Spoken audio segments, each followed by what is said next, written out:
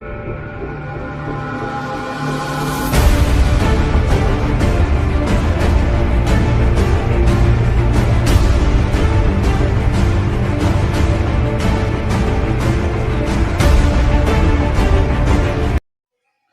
दोस्तों, मेरा नाम सुनील है और मैं आप सभी का हमारे YouTube चैनल विनायक क्लासेज पिपाट सिटी में हार्दिक स्वागत करता हूं। आज हम बात करेंगे फ्यूचर टेंस के तीसरे प्रकार की, जिसका नाम है फ्यूचर परफेक्ट टेंस। और फ्यूचर परफेक्ट टेंस में भी सबसे पहले हम पढ़ेंगे हेल्पिंग वर्ब, जिसका हिंदी में अर्थ होता है सहायक क्रिया। अब देखिए, फ्यूचर परफेक्ट टेंस की हेल्पिंग वर्ब है शैल हैव और दूसरी है विल हैव। अब देखिए, सब्जेक्ट आई और वी के साथ हम शैल हैव का प्रयोग करेंगे और अदर सब्जेक्ट यानी कि अन्य कर्ताओं के साथ हम विल हैव का प्रयोग करेंगे। फिर हम आगे बात करते हैं मेन वर्ब यानी मुख्य क्रिया। फ्यूचर परफेक्ट टेंस की मेन वर्ब यानी मुख्य क्रिया है V3, यानी कि हमें वर्ब की थर्ड फॉर्म का प्रयोग करना है। फिर हम आगे बात करते हैं एडवर्बियस यानी कि समय सूचक शब्द या वाचक शब्द। फ्यूचर परफेक्ट टेंस में जो फ्यूचर परफेक्ट टेंस में जो एडवर्बियस हैं वो वाक्य के शुरुआत में भी आ सकती हैं या वाक्य के अंत में भी आ सकती हैं। जरूर नहीं है कि वाक्य के शुरू में ही आएगी, वाक्य के अंत में भी आ सकती हैं। फ्यूचर परफेक्ट टेंस की केवल दो ही एडवर्बियस हैं, एक है बाय प्लस टाइम और दूसरी है by the end of plus time. ठीक है, अब हम कुछ एग्जांपल्स लेते हैं ताकि आपको पता चल सके कि कैसे एडवर्बियस की सहायता से हम correct form of the verb सही कर सकते हैं। लेकिन उससे पहले एक बार आप इसका स्क्रीनशॉट ले लीजिए। अब देखिए, हमारा एग्जाम्पल नंबर 1 क्या है कि ही खाली जगह win a cricket match by the end of this week. अब एग्जाम्पल नंबर 1 का हिंदी अर्थ क्या होगा कि वह इस सप्ताह के अंत तक एक क्रिकेट मैच जीत चुका होगा। अब एग्जाम्पल नंबर 1 में देखिए, कोई एडवर्बियस आ रखी है, हाँ आ रखी है, कौन सी? By the end of plus time. और हमें पता है by the end of plus time कौन सी टेंस की एडवर्ब है? फ्यूचर परफेक्ट टेंस की, यानी कि पहले वाले वाक्य में फ्यूचर परफेक्ट टेंस का प्रयोग होगा। अब देखो वाक्य की कंडीशन पर, वाक्य कैसा है? पॉजिटिव सेंटेंस है यानी कि सकारात्मक वाक्य है। अब जाओ सब्जेक्ट के पास, सब्जेक्ट यहाँ पर क्या है? अदर सब्जेक्ट है और हमें पता है फ्यूचर परफेक्ट टेंस में सब्जेक्ट आई और वी के साथ शैल हैव प्लस V3 का प्रयोग होता है और अदर सब्जेक्ट के साथ विल हैव प्लस वर्ब की थर्ड फॉर्म का प्रयोग होता है। यहाँ पर सब्जेक्ट क्या है? अदर सब्जेक्ट है, तो हम खाली जगह में विल हैव प्लस वर्ब की थर्ड फॉर्म का प्रयोग कर देंगे। तो यहाँ पर आ जाएगा विल, फिर हैव, फिर वर्ब दे रखी है विन, जिसका अर्थ होता है जीतना। इसकी हम थर्ड फॉर्म लिख देंगे, तो यहाँ पर आ जाएगा वन। इसी प्रकार एक और एग्जाम्पल लेते हैं, तो हमारा दूसरा एग्जाम्पल है खाली जगह पंकज शर्मा खाली जगह become a film star by 2025। अब देखिए, दूसरे एग्जाम्पल का हिंदी अर्थ क्या होगा कि क्या पंकज शर्मा 2025 तक एक फिल्म स्टार बन चुका होगा। अब देखिए, दूसरे एग्जाम्पल में कोई एडवर्ब आ रखी है, हाँ आ रखी है, कौन सी? Bye plus time. और हमें पता है बाय प्लस टाइम कौन से टेंस की एडवर्ब है? फ्यूचर परफेक्ट टेंस की, यानी कि दूसरे वाक्य में भी फ्यूचर परफेक्ट टेंस का प्रयोग होगा। अब देखो वाक्य की कंडीशन पर, वाक्य कैसा है? इंटरोगेटिव सेंटेंस है। क्यों? क्योंकि वाक्य की शुरुआत में क्या दे रखी है? खाली जगह दे रखी है और वाक्य के अंत में क्या आ रखा है, साइन ऑफ इंटेरोगेटिव यानी कि प्रश्नवाचक चिन्ह आ रखा है। मारवाड़ी में क्या जो चोटी आयोड़ी अंत में, यानी कि कैसा सेंटेंस है, इंटेरोगेटिव सेंटेंस है। अब जाओ सब्जेक्ट के पास, सब्जेक्ट क्या है, अदर सब्जेक्ट है यानी कि अन्य कर्ता है। तो हम खाली जगह में विल हैव प्लस वर्ब की थर्ड फॉर्म का प्रयोग कर देंगे। अब यहाँ पर अब देखिए, अब वाक्य कैसा है, इंटेरोगेटिव सेंटेंस है। तो अब एक चीज का आपको यहाँ पर विशेष तौर से ध्यान रखना है, जब दो हेल्पिंग वर्ब हो जैसे कि will have, shall have, has been, have been, had been, इस प्रकार जब क्या हो, दो हेल्पिंग वर्ब हो, तब इंटेरोगेटिव सेंटेंस में दोनों हेल्पिंग वर्ब के मध्य सब्जेक्ट आएगा। यानी एक हेल्पिंग वर्ब तो वाक्य के शुरुआत में आ जाएगी और जो दूसरी हेल्पिंग वर्ब है वो सब्जेक्ट के बाद आ जाएगी। ऐसा नहीं कि जो दोनों ही हेल्पिंग वर्ब है वो वाक्य की शुरुआत में लिख दी, नहीं, जब क्या हो, दो हेल्पिंग वर्ब हो तब इंटेरोगेटिव सेंटेंस में दोनों हेल्पिंग वर्ब के मध्य सब्जेक्ट आता है। यानी पहली हेल्पिंग वर्ब वाक्य के शुरुआत में और दूसरी हेल्पिंग वर्ब सब्जेक्ट के बाद लिखनी है। फिर दूसरी हेल्पिंग वर्ब के बाद हमें वर्ब का प्रयोग करना है। तो यहाँ पर पहली हेल्पिंग वर्ब आ जाएगी विल, फिर सब्जेक्ट के बाद आ जाएगी हैव,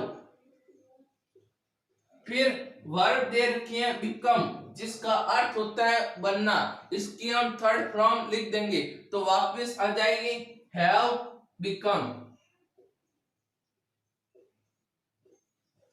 अब हमारा अगला नियम जो वेरी इंपॉर्टेंट नियम है, तो वह नियम क्या है कि जब सेंटेंस में कोई भी एडवर्बियल्स नहीं हो, यानी कि जब सेंटेंस में कोई भी एडवर्ब नहीं दे रखी हो और हमें यह आशा लगे कि सब्जेक्ट यानी कर्ता ने यह कार्य कर लिया होगा, यानी कि जब सेंटेंस में कोई भी एडवर्ब नहीं दे रखी हो और हमें यह आशा लगे कि सब्जेक्ट यानी कि कर्ता ने यह कार्य कर लिया होगा या यह काम कर लिया होगा, तो ऐसे वाक्यों में हमेशा ही फ्यूचर परफेक्ट टेंस का प्रयोग होगा।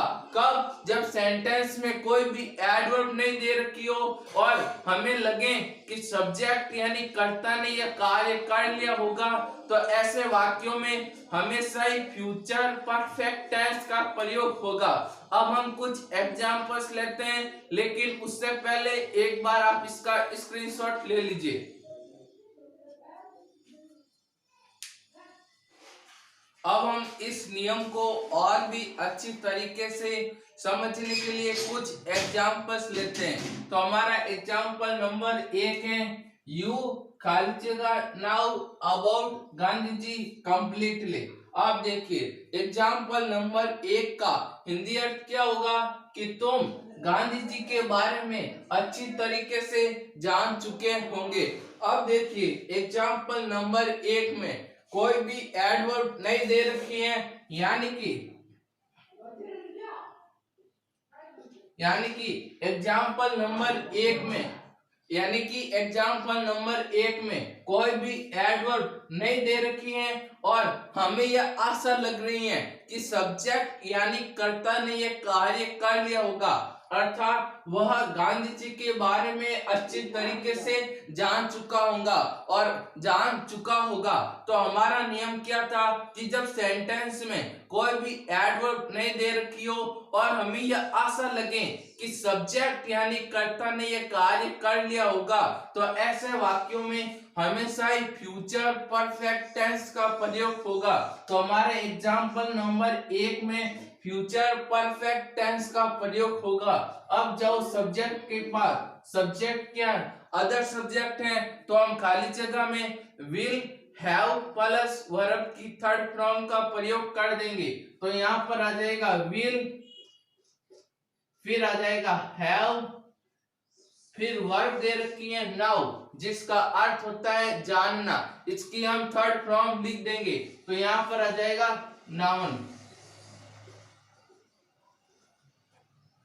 इसी प्रकार एक और एग्जाम्पल लेते हैं। तो हमारा दूसरा एग्जाम्पल है, यू खाली जगह see the movie of Sholay.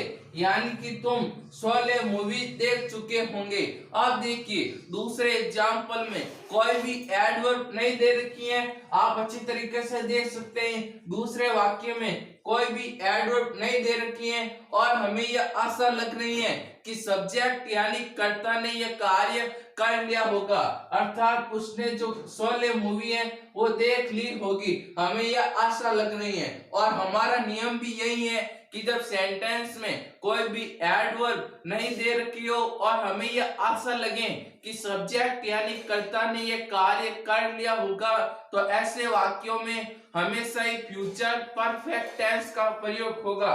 तो दूसरे वाक्यों में भी फ्यूचर परफेक्ट टेंस का प्रयोग होगा। अब जाओ सब्जेक्ट के पास, सब्जेक्ट अदर सब्जेक्ट है तो हम खाली जगह में विल हैव प्लस V3 का प्रयोग कर देंगे। तो यहां पर आ जाएगा विल, फिर हैव, फिर वर्ब दे रखी है सी, जिसका अर्थ होता है देखना, इसकी हम थर्ड फॉर्म लिख देंगे। तो यहां पर आ जाएगा सीन। अब हमारा अगला नियम है कि हमारा अगला नियम क्या है कि जो कार्य भविष्य में यानी कि फ्यूचर में एंड हो चुका होगा, यानी कि जो कार्य भविष्य में खत्म हो चुका होगा, तो ऐसे वाक्यों में हमेशा ही फ्यूचर परफेक्ट टेंस का प्रयोग होगा। यानी कि वह कार्य अभी तो चल रहा है लेकिन आने वाले समय में यानी कि भविष्य में पूर्ण हो चुका होगा या समाप्त हो चुका होगा, या जो कार्य भविष्य में खत्म हो चुका होगा, तो ऐसे वाक्यों में हमेशा ही फ्यूचर परफेक्ट टेंस का प्रयोग होगा। अब हम कुछ एग्जांपल्स लेते हैं, लेकिन उससे पहले एक बार आप इसका स्क्रीनशॉट ले लीजिए।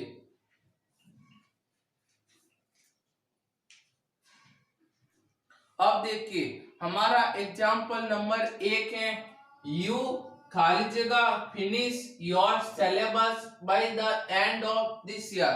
अब देखिए पहले एग्जाम्पल का हिंदी अर्थ क्या होगा कि तुम इस साल के अंत तक तुम्हारा सिलेबस समाप्त कर चुके होंगे।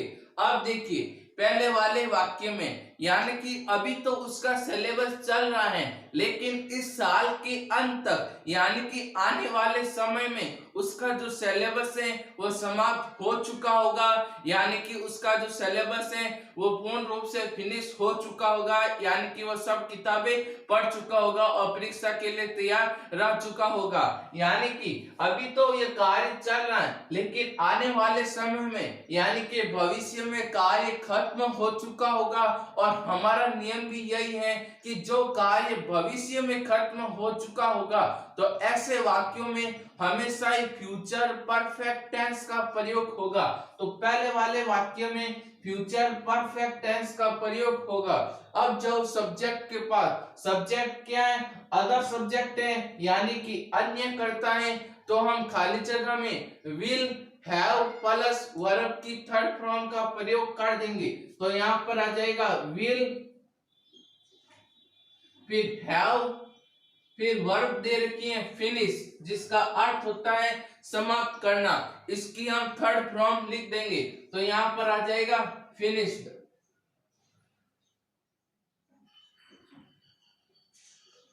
इसी प्रकार एक और एग्जाम्पल लेते हैं। तो हमारा दूसरा एग्जाम्पल है, आई खाली जगह read the Ramayana by the end of this March. दूसरे एग्जाम्पल का हिंदी अर्थ क्या है कि मैं इस मार्च के अंत यानी कि मैं इस मार्च महीने के अंत रामायण पढ़ चुका हूंगा, यानी कि पूर्ण रूप से जो रामायण है वो पढ़ चुका हूंगा। यानी कि अभी तो मैं रामायण पढ़ रहा हूं लेकिन आने वाले समय में यानी कि इस मार्च के अंत तक जो रामायण है वो पूर्ण रूप से पढ़ चुका हूंगा, यानी कि जो कार्य भविष्य में खत्म हो चुका होगा। तो ऐसे वाक्यों में हमेशा ही फ्यूचर परफेक्ट टेंस का प्रयोग होगा। तो दूसरे वाक्य में भी फ्यूचर परफेक्ट टेंस का प्रयोग होगा।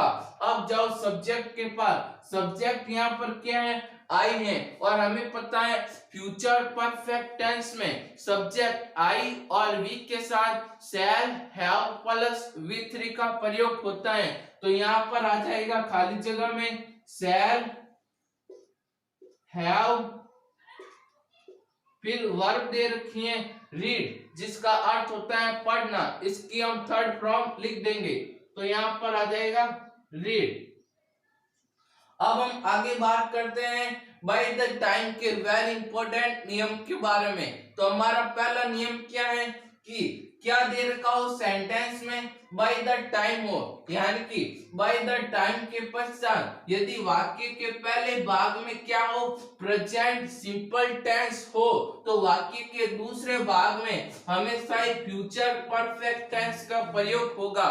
एक बार वापस रिपीटेशन कर देता हूं कि बाय द टाइम के पश्चात यदि वाक्य के फर्स्ट भाग में यानी पहले भाग में क्या हो प्रेजेंट सिंपल टेंस हो, तो वाक्य के दूसरे भाग में फ्यूचर परफेक्ट टेंस का प्रयोग होगा। फिर हमारा दूसरा नियम है जो अभी हम पढ़ते हैं, लेकिन उससे पहले एक बार स्क्रीनशॉट ले लीजिए। और हमारा दूसरा नियम क्या है कि बाय द टाइम के पश्चात यदि वाक्य के पहले भाग में क्या हो पास्ट सिंपल टेंस यानी कि V2 हो, तो वाक्य के दूसरे भाग में पास्ट परफेक्ट टेंस का प्रयोग होगा। यानी पहला नियम क्या था कि बाय द टाइम के पश्चात यदि वाक्य के पहले भाग में प्रेजेंट सिंपल टेंस हो, तो वाक्य के दूसरे भाग में फ्यूचर परफेक्ट टेंस का प्रयोग होगा। और दूसरा नियम क्या है कि बाय द टाइम के पश्चात यदि वाक्य के पहले भाग में पास्ट सिंपल हो, तो दूसरे भाग में पास्ट परफेक्ट टेंस का प्रयोग होगा, यानी कि हैड प्लस V3 का प्रयोग होगा। अब हम कुछ एग्जांपल्स लेते हैं। तो हमारा एग्जांपल नंबर 1 है By the time I reach the station, the train खाली जगह leave the station। अब देखिए एग्जाम्पल नंबर 1 का हिंदी अर्थ क्या होगा कि जब तक मैं स्टेशन पहुंचता हूं तब तक ट्रेन स्टेशन छोड़ चुकी होगी। यानी एग्जाम्पल नंबर 1 का हिंदी अर्थ क्या है कि जब तक मैं स्टेशन पहुंचता हूं तब तक ट्रेन स्टेशन छोड़ चुकी होगी। अब देखिए एग्जाम्पल नंबर 1 में क्या दे रखा है बाय द टाइम दे रखा है, और बाय द टाइम के पश्चात वाक्य के पहले भाग में कौन से टेंस का प्रयोग हुआ है प्रेजेंट सिंपल टेंस का। कैसे पता चला? क्योंकि हमें पता है कि प्रेजेंट सिंपल टेंस में सब्जेक्ट आई और यू को बहुवचन माना जाता है, और प्रेजेंट सिंपल टेंस में हमारा नियम क्या है कि जब सब्जेक्ट प्लूरल हो यानी कि बहुवचन करता हो, तो मेन वर्ब के पीछे हम एस या ईएस का प्रयोग नहीं करते हैं। यानी कि वाक्य के पहले भाग में प्रेजेंट सिंपल टेंस है, तो वाक्य के दूसरे भाग में हम फ्यूचर परफेक्ट टेंस का प्रयोग कर देंगे। अब देखिए यहाँ पर सब्जेक्ट क्या है अदर सब्जेक्ट है, तो खाली जगह में हम विल हैव प्लस V3 का प्रयोग कर देंगे। तो यहाँ पर आ जाएगा विल, फिर हैव, फिर वर्ब दे रखी है लीव, जिसका अर्थ होता है छोड़ना, इसकी हम थर्ड फॉर्म लिख देंगे। तो यहाँ पर आ जाएगा लेफ्ट। इसी प्रकार एक और एग्जाम्पल लेते हैं। तो दूसरा एग्जाम्पल क्या है कि by the time I reached the station, the train खाली जगह लीव द स्टेशन। अब दूसरे वाक्य का हिंदी अर्थ क्या है कि जब तक मैं स्टेशन पहुंचा तब तक ट्रेन स्टेशन छोड़ चुकी थी। यानी कि मैं जो ही स्टेशन पर पहुंचा यानी ट्रेन है वो स्टेशन पर नहीं थी, यानी कि जो ट्रेन है वो स्टेशन छोड़ चुकी थी। अब देखिए दूसरे एग्जाम्पल में क्या दे रखा है बाय द टाइम दे रखा है, और बाय द टाइम के पश्चात क्या है वाक्य के पहले भाग में पास्ट सिंपल टेंस यानी V2 का प्रयोग हुआ है। कैसे पता चला? कि हमें पता है कि पास्ट सिंपल टेंस में सब्जेक्ट चाहे सिंगुलर हो या प्लूरल हो, दोनों सब्जेक्ट के साथ V2 का प्रयोग होता है। और V2 किस में आती है? पास्ट सिंपल टेंस में, यानी कि बाय द टाइम के पश्चात वाक्य के पहले भाग में पास्ट सिंपल टेंस है, तो वाक्य के दूसरे भाग में हम पास्ट परफेक्ट टेंस यानी कि हैड प्लस V3 का प्रयोग कर देंगे। और हमें पता है पास्ट परफेक्ट टेंस में सब्जेक्ट चाहे सिंगुलर हो या प्लूरल हो, दोनों के लिए हम हैड प्लस V3 का प्रयोग करते हैं। तो खाली जगह में हम हैड प्लस V3 का प्रयोग कर देंगे। तो यहाँ पर आ जाएगा हैड, फिर वर्ब दे रखी है लीव, जिसका अर्थ होता है छोड़ना, इसकी हम थर्ड फॉर्म लिख देंगे। तो यहाँ पर आ जाएगा हैड लेफ्ट। तो आज का हमारा फ्यूचर परफेक्ट टेंस पूर्ण रूप से खत्म हो गया। कल हम बात करेंगे फ्यूचर टेंस के चौथे प्रकार की, जिसका नाम है फ्यूचर परफेक्ट कंटिन्यू टेंस। तो आशा करता हूं आपको वीडियो अच्छा लगा होगा। यदि अच्छा लगा है तो प्लीज लाइक करें, शेयर करें और हमारे यूट्यूब चैनल विनायक क्लासेज पीपीआरसिटी को सब्सक्राइब करें। Thank you.